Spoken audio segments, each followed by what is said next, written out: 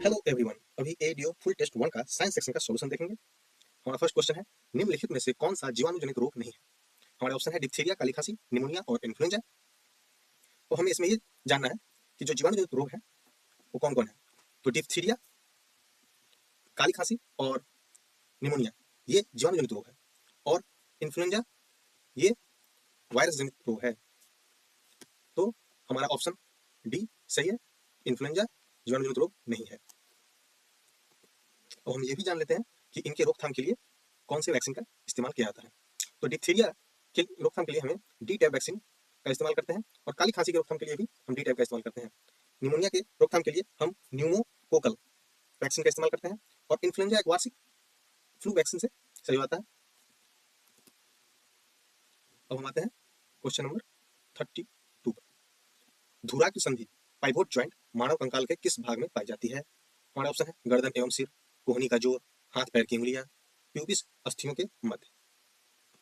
सबसे पहले हम धुराग्र संधि के बारे में जानते हैं। तो ये जो धुराग्र संधि है, इसको पाइवोट ज्वाइंट भी कहते हैं, पाइवोट ज्वाइंट है। यह एक रोटरी ज्वाइंट है। इसमें एक हड्डी दूसरे के चारों ओर एक्सिस की तरह घूमता है।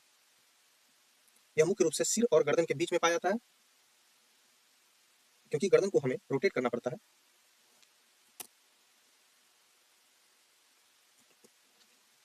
अब कोहनी का जोर, इसमें हम देखते हैं इसमें हिंज ज्वाइंट होता है, जैसे दरवाजे का कब्जा, जो केवल आगे पीछे गति देता है। और हाथ पैर की उंगलियां, ये भी मुख्य रूप से हिंज ज्वाइंट से ही जुड़ा होता है। प्यूबिस अस्थियों के मध्य, यह कार्टिलेजिनस संधि है के द्वारा जुड़ा होता है, जो थोड़ी गति देता है।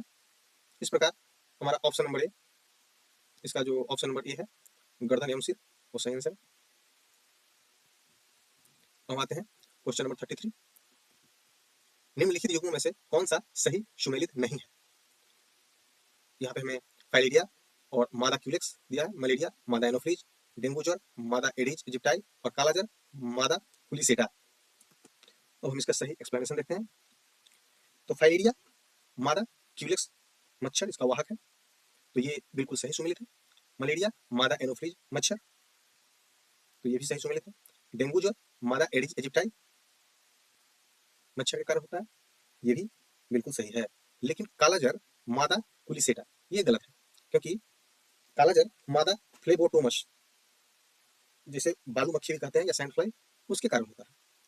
इस प्रकार से हमारा ऑप्शन डी गलत है, सॉरी ऑप्शन डी हमारा आंसर हो गया। अब थोड़ा सा और एक्स्ट्रा देख लेते हैं। फाइलेरिया क्यूलेक्स जो है मच्छर, वो रात में काटता है। मलेरिया का मच्छर जो है वो भी रात में काटता है। डेंगू और चिकनगुनिया एडिज मच्छर ये दिन में काटता है, और कालाजार जो बालूमक्खी से होता है वो सैंड फ्लाई, वो रात में काटता है। और जापानी इंसेफ्लाइटिस ये पक्षियों से मनुष्य में होता है। अब हम आते हैं क्वेश्चन नंबर 34। प्रकाश संश्लेषण के समय कौन सी क्रियाएं होती है। यहाँ पे फर्स्ट में दिया है क्लोरोफिल द्वारा प्रकाश ऊर्जा का अवशोषण, सेकंड रासायनिक ऊर्जा का प्रकाश ऊर्जा में रूपांतरण, और थर्ड जल अणुओं का हाइड्रोजन एवं ऑक्सीजन में अपघटन। यहाँ पे फर्स्ट जो है स्टेटमेंट वो बिल्कुल सही है, क्योंकि क्लोरोफिल द्वारा प्रकाश का अवशोषण किया जाता है। क्लोरोफिल एक पिगमेंट होता है जो सूर्य की किरणों को विशेषकर नीला और लाल प्रकाश को अवशोषित करता है। और हमारा सेकंड स्टेटमेंट है कि रासायनिक ऊर्जा को प्रकाश ऊर्जा में रूपांतरण, ये गलत है, क्योंकि इसका उल्टा होता है। रासायनिक ऊर्जा का सॉरी इसका रासायनिक ऊर्जा का प्रकाश ऊर्जा में रूपांतरण, ये गलत है। इसका उल्टा है, प्रकाश ऊर्जा का रासायनिक ऊर्जा में रूपांतरण किया जाता है। थर्ड स्टेटमेंट है जल अणुओं का हाइड्रोजन एवं ऑक्सीजन में अपघटन, ये बिल्कुल सही स्टेटमेंट है, क्योंकि यहाँ पे जल का हाइड्रोजन और ऑक्सीजन में तोड़ा जाता है, जल के अणुओं को। हमारा फोर्थ स्टेटमेंट है कार्बन डाइऑक्साइड का कार्बोहाइड्रेट में अपचयन, ये बिल्कुल सही स्टेटमेंट है, क्योंकि कार्बन डाइऑक्साइड को रूबिस्को एंजाइम द्वारा अपचयित किया जाता है और ग्लूकोज और कार्बोहाइड्रेट में बदल दिया जाता है। इस प्रकार से हमारा फर्स्ट, थर्ड और फोर्थ स्टेटमेंट सही है। तो हमारा आंसर हो गया ऑप्शन नंबर सी। हम 35 नंबर क्वेश्चन देखते हैं। लाल सागर का रंग लाल किस नील हरित शैवाल के कारण दिखाई देता है। नॉस्टॉक एनाबिना, ऑसिलेटोरिया और ट्राइकोडेस्मियम एरिथ्रियम। देखिए लाल सागर का जो लाल रंग है वह मुख्य रूप से ट्राइकोडेस्मियम एरिथ्रियम नामक नील हरित शैवाल के कारण दिखाई देता है। यह शैवाल लाल और भूरे रंग का होता है और बड़े पैमाने पर फूलने पर समुद्र की सतह पर लाल भूरा रंग फैलाता है। इसका वैज्ञानिक नाम एरीथ्रियम शब्द लाल से संबंधित है, इस जो लाल सागर के नामकरण का कारण बना। Option number Nostoc. Nostoc nitrogen स्थिरीकरण करने वाला शैवाल है, लेकिन इसका लाल सागर के रंग से कोई संबंध नहीं है। और फिर है ऑप्शन बी एनाबिना। यह भी नाइट्रोजन फिक्सर है, लेकिन लाल रंग का कारण नहीं है। ऑसिलेटोरिया, यह एक नील हरित सवाल है, लेकिन लाल रंग नहीं देता है। इस प्रकार से हमारा आंसर हो गया ट्राइकोडेस्मियम एरिथ्रियम, ऑप्शन नंबर डी। अब हम अपने अगले क्वेश्चन पे आते हैं। क्वेश्चन नंबर 36, फूल खिलाने वाला हार्मोन किसे कहा जाता है? ऑप्शन है जिब्रेलिन्स, फ्लोरिजिन्स, साइटोकाइनिन, ऑक्सिन। अब इसका एक्सप्लेनेशन देखते हैं। फ्लोरिजिन, ये जो है इसको फूल खिलाने वाला हार्मोन कहा जाता है। यह एक सिग्नल मोलिक्यूल है, मतलब संकेत अणु है। यह फूल आने की प्रक्रिया शुरू करता है। इस प्रकार हमारा करेक्ट ऑप्शन बी हो गया। हम अन्य ऑप्शन को भी देखते हैं। ऑप्शन ए है जिब्रेलिन्स। यह जो है तने की लंबाई बढ़ाने वाला हार्मोन है। यह बीज अंकुरण कुछ पौधों में फूल आने में भी सहायक होता है, लेकिन मुख्य रूप से इसका काम फूल खिलाने के लिए नहीं है। अगला ऑप्शन है साइटोकाइनिन। यह कोशिका विभाजन करता है, पत्तियों की उम्र बढ़ाता है और शाखाओं का विकास करता है। फूल आने में इसका भी कोई सीधा भूमिका नहीं है। ऑक्सिन, यह कोशिका दृढ़ीकरण सेल इलॉन्गेशन करता है और अपिकल प्रभुत्व और जड़ विकास आदि के लिए जाना जाता है। फूल आने में इसका भी कोई भूमिका मुख्य रूप से नहीं है। तो हम आते हैं नेक्स्ट क्वेश्चन की तरफ। हमारा अगला क्वेश्चन है 37, निम्नलिखित में से कौन सी घटना प्रकाश के अपवर्तन के कारण होती है? हीरे का चमकना, पानी में हवा के बुलबुलों का चमकना, तारों का टिमटिमाना, रेगिस्तान में मरीचिका। देखिए, हीरो का चमकना जो है वह प्रकाश के पूर्ण आंतरिक परावर्तन, टोटल इंटरनल रिफ्लेक्शन के कारण होता है। और पानी में हवा के बुलबुलों का चमकना, यह भी टोटल इंटरनल रिफ्लेक्शन के कारण होता है। तारों का टिमटिमाना, यह प्रकाश के अपवर्तन के कारण होता है।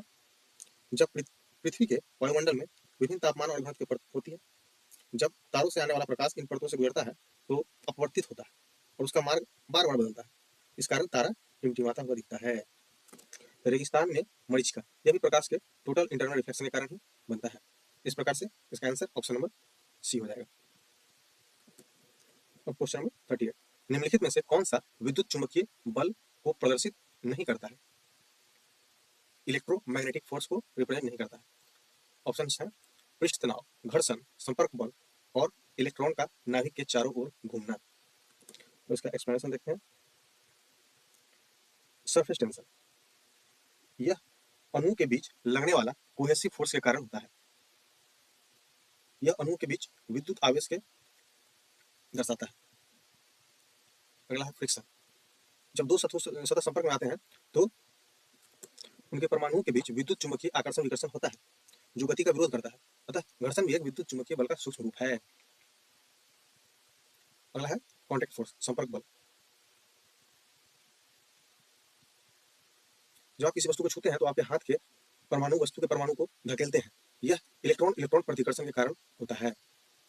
यह भी एक विद्युत चुंबकीय बल है। अगला है इलेक्ट्रॉन का नाभिक के चारों ओर घूमना। यहाँ थोड़ा कंफ्यूजन क्रिएट होता है, क्योंकि इलेक्ट्रॉन और नाभिक में मौजूद प्रोटॉन के बीच आकर्षण बल होता है, इलेक्ट्रोस्टैटिक फोर्स लगता है। और लेकिन कॉम्पिटिटिव एग्जामिनेशन में अक्सर इस प्रश्न का उत्तर जो है गुरुत्व आकर्षण या नाभिकीय बल के संदर्भ में पूछा जाता है। तो यहाँ पे हमारा आंसर यही हो जाएगा, ऑप्शन नंबर डी, इलेक्ट्रॉन का नाभिक के चारों तरफ घूमना। तो हम अगले क्वेश्चन की तरफ आते हैं। 39, विभिन्न माध्यमों में प्रकाश की चाल का सही अवरोही क्रम कौन सा है? डिक्रीजिंग ऑर्डर पूछ रहा है स्पीड ऑफ लाइट का डिफरेंट मीडियम में।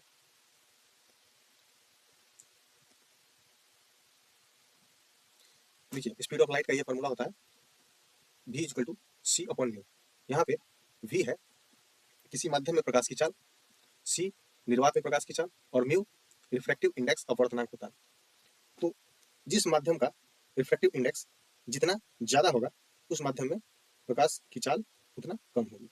इस प्रकार हम ये देखते हैं कि निर्वात में अपवर्तनांक जो है म्यू 1 है, जल में 1.33 है, टाइपिन के तेल में 1.47 है, कांच में 1.5 से 1.52 तक है। तो हम देख रहे हैं कि इस प्रकार अगर जो कम वैल्यू है वो नीचे आएगा तो उस मीडियम में प्रकाश की चाल ज़्यादा होगा, और कम वैल्यू सॉरी ज़्यादा वैल्यू नीचे आएगा तो उस मीडियम में प्रकाश की चाल कम होगा। इस प्रकार से हमारा आंसर हो जाएगा ऑप्शन नंबर डी, जो निर्वात में सबसे ज़्यादा, उसका जल में, उसका तारपीन के तेल में, उसके बाद कांच में। हम अगले क्वेश्चन की तरफ आते हैं, 40वां क्वेश्चन। यदि वेग दुगना कर दिया जाए तो गतिज ऊर्जा पर क्या प्रभाव पड़ेगा? काइनेटिक एनर्जी पर क्या प्रभाव पड़ेगा अगर हम वेलोसिटी को डबल कर देंगे? तो हमें पता है काइनेटिक एनर्जी का फॉर्मूला होता है हाफ एम वी स्क्वायर। तो यहाँ पे हम वेग जो है वेलोसिटी, उसको वी को अगर टू वी कर दें तो हम हाफ एम और टू वी स्क्वायर हो जाएगा, और यहाँ पे हम देख सकते हैं कि ये 4 गुना हो जाता है काइनेटिक एनर्जी। तो हमारा आंसर हो जाएगा ऑप्शन नंबर डी, 4 गुना हो जाएगा। अगले क्वेश्चन पर आते हैं, 41। यदि अन्य कारकों को समान रखते हुए दाब को बढ़ाकर दोगुना कर दिया जाए तो ध्वनि की चाल पर क्या प्रभाव पड़ेगा? देखिए, ध्वनि की चाल जो है प्रेशर पर डिपेंड नहीं करता जब टेम्परेचर कांस्टेंट हो। तो हमारा ऑप्शन है इसमें चाल 4 गुनी हो जाएगी, चाल 2 गुनी हो जाएगी, चाल आधी हो जाएगी, चाल अपरिवर्तित रहेगी। तो इसका आंसर, सही आंसर हो जाएगा चाल अपरिवर्तित रहेगी। तो हम अगले क्वेश्चन की तरफ चलते हैं। हमारा अगला क्वेश्चन है, निम्नलिखित में से किस रसायन का प्रयोग मतदाताओं की उंगली पर निशान लगाने के लिए किया जाता है? जब हम वोट देने जाते हैं तो हमारी उंगली पर एक केमिकल लगा दिया जाता है जिससे वहाँ पे ब्लैक या ब्राउन कलर का हो जाता है, और वो 2-3 दिन तक रहता है। तो उसी केमिकल का क्या नाम है यहाँ पे पूछा जा रहा है। हमारे ऑप्शन है silver nitrate, silver bromide, silver chloride और सिल्वर आयोडाइड। देखिए, मतदाताओं की उंगली पर निशान लगाने के लिए सिल्वर नाइट्रेट का प्रयोग किया जाता है, AgNO3 होता है। यह एक रंगहीन घोल होता है, लेकिन त्वचा पर लगने के बाद यह काला या भूरा निशान छोड़ता है। निशान कई दिनों तक नहीं मिटता, जिससे दोबारा मतदान करने से रोकने में मदद मिलती है। इस प्रकार हमारा ऑप्शन नंबर ए सही हो गया, सिल्वर ब्रोमाइड। अब हम अन्य ऑप्शन को देखते हैं। अगला ऑप्शन सिल्वर ब्रोमाइड, यह फोटोग्राफी में प्रयोग किया जाता है। सिल्वर क्लोराइड AgCl, इसका प्रयोग फोटोग्राफी में होता है।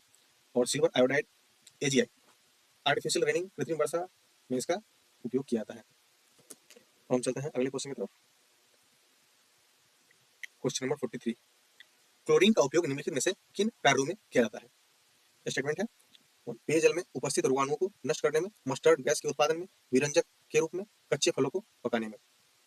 तो हम इसका एक्सप्लेनेशन देखते हैं। देखिए, क्लोरीन एक अत्यंत क्रियाशील और महत्वपूर्ण हैलोजन गैस है, और पेयजल के शुद्धिकरण में इसका उपयोग किया जाता है। मस्टर्ड गैस के उत्पादन में भी इसका उपयोग किया जाता है। तो मस्टर्ड गैस एक घातक रासायनिक हथियार है जिसका उपयोग प्रथम विश्व युद्ध के दौरान किया गया था। विरंजक के रूप में, ब्लीचिंग एजेंट के रूप में क्लोरीन कार्य करता है, जो जैसे कि जो यह नमी में उपस्थिति में नवजात ऑक्सीजन मुक्त करता है, जो रंगीन पदार्थों को रंगीन कर देता है। कच्चे फलों को पकाने में, तो कच्चे फलों को पकाने में क्लोरीन का उपयोग नहीं किया जाता है। कच्चे फलों को पकाने के लिए हमें एथिलीन या एसिटिलीन गैस का प्रयोग किया जाता है। इस प्रकार से हमारा फर्स्ट, सेकंड और थर्ड स्टेटमेंट सही है, और ऑप्शन नंबर सी करेक्ट है इसका। हम अगला क्वेश्चन देखते हैं। निम्नलिखित कथनों पर विचार कीजिए। दाब में वृद्धि से द्रव के क्वथनांक में बढ़ोतरी होती है। सेकंड है, द्रव में अशुद्धि मिलाने से द्रव के क्वथनांक में कमी आता है। देखिए, दाब में वृद्धि से द्रव का क्वथनांक में बढ़ोतरी होता है, ये बिल्कुल सही है, क्योंकि हम प्रेशर कुकर का इस्तेमाल इसलिए करते हैं कि प्रेशर बढ़ जाए, और जब प्रेशर बढ़ जाएगा तो क्वथनांक मतलब बॉइलिंग पॉइंट बढ़ जाता है। तो यह तो सही स्टेटमेंट है। सेकंड स्टेटमेंट है, द्रव में अशुद्धि मिलाने से द्रव के क्वथनांक में कमी आता है, यह गलत है, क्योंकि जब हम द्रव में इम्प्योरिटी मिलाएंगे, अशुद्धि मिलाएंगे, तो उसका क्वथनांक बढ़ जाएगा, न कि उसमें कमी आएगी। इसका उदाहरण है, जब हम पानी में नमक मिलाते हैं तो उसका बॉइलिंग पॉइंट बढ़ जाता है। जैसे पानी का बॉइलिंग पॉइंट पहले 100 डिग्री सी है, तो जब हम उसमें नमक मिला देंगे तो बढ़ जाएगा। इस प्रकार फर्स्ट स्टेटमेंट सही है और सेकंड गलत है, तो हमारा ऑप्शन नंबर ए सही होगा। हम अगले क्वेश्चन की तरफ आते हैं। 45, यह है सूची 1 और सूची 2 से सुमेलित करना है। पीतल, शोल्डर, रोल्ड गोल्ड और कांसा। देखिए, पीतल जो है वो कॉपर और जिंक के मिलने से बनता है। सोल्डर टीन और लेड के मिलने से बनता है। रोल्ड गोल्ड कॉपर और एल्यूमिनियम के मिलने से बनता है। और ब्रॉन्ज जो है कांसा, ये कॉपर और टीन को मिलाने से बनता है। और हम इसमें ये भी देख लेते हैं कि कितना प्रतिशत मिश्रण किया जाता है। जैसे कॉपर का 60 to 80% और जिंक का 20 से 40% मिलाने से पीतल बनता है। कॉपर का 88% और टीन का 12% मिलाने से कांसा बनता है। सोल्डर बनाने के लिए हमें टीन और शीशा का, लेड का 60-40 या 50-50 का रेशियो लेना पड़ता है। तो इस तरह से हमारा ऑप्शन नंबर बी सही है। पीतल कॉपर प्लस जिंक, कांसा कॉपर प्लस एसएन और सोल्डर एसएन प्लस पीबी और roll gold copper plus aluminium. Next question है, शुष्क सेल में निम्नलिखित में से किसका प्रयोग एनोड के रूप में किया जाता है? ऑप्शन है जस्ते के क्षार, कार्बन की क्षार, तांबे की क्षार और लेड। अब इसका एक्सप्लेनेशन देखते हैं। शुष्क सेल में एनोड के रूप में जस्ते के क्षार का प्रयोग किया जाता है और कैथोड के रूप में कार्बन के क्षार का प्रयोग किया जाता है। तो इस प्रकार से तो ऑप्शन नंबर ए हमारा करेक्ट आंसर है। और नेक्स्ट क्वेश्चन देखते हैं। ये मैच द फॉलोइंग से मैच करना है। बेकिंग सोडा, इसको सोडियम बाइकार्बोनेट कहते हैं। हाइपो सोडियम थायोसल्फेट बिल्कुल सही है। जिप्सम कैल्शियम सल्फेट बिल्कुल सही है। और सोडा पोटेशियम नाइट्रेट बिल्कुल सही है। तो इस प्रकार से इसका आंसर ऑप्शन नंबर ए होगा। नेक्स्ट क्वेश्चन है, निम्नलिखित में से कौन से कोशिकांग जंतु कोशिकाएं पाए जाते हैं? माइटोकॉन्ड्रिया, कोशिका भित्ति, राइबोसोम, हरित लवक और कोशिका द्रव्य। माइटोकॉन्ड्रिया यह जंतु कोशिका में पाया जाता है। कोशिका भित्ति सेल वॉल यह प्लांट में पाया जाता है, पादप कोशिका में, जंतु कोशिका में नहीं पाया जाता। राइबोसोम यह जंतु कोशिका में पाया जाता है और यह प्रोटीन संश्लेषण करता है। हरित लवक क्लोरोप्लास्ट यह जंतु कोशिका में नहीं पाया जाता, यह पादप कोशिका में पाया जाता है। और कोशिका द्रव्य यह जंतु कोशिका में पाया जाता है। कोशिका का मुख्य द्रव भाग, इसमें सभी कोशिकाएं निलंबित रहती हैं। इस तरह से हमारा सही सही 1, 3 और 5 जो है ये जंतु कोशिका में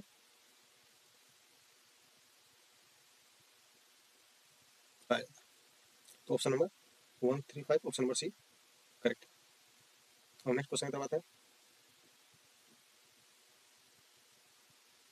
49 क्वेश्चन नंबर 49, मूत्र में कीटोन यूरिया एवं ग्लाइकोसूरिया की उपस्थिति किस रोग की पुष्टि करता है? ऑप्शन है पीलिया, मधुमेह, ट्राइकोमोनियासिस और उच्च रक्तचाप। इसका एक्सप्लेनेशन देखते हैं।